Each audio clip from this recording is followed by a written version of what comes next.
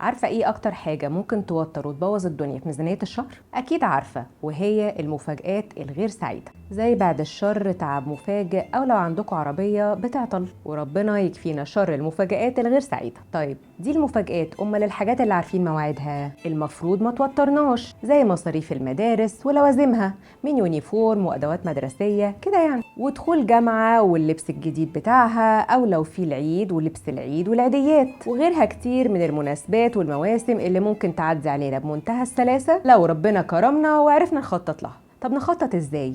اقول لكم على حاجة، انا عمري ما عرفت احوش قرش ولا استثمر الا بالجمعيات. وعلى فكرة الجمعيات هي اللي علمتني ان التخطيط ملك التظبيط.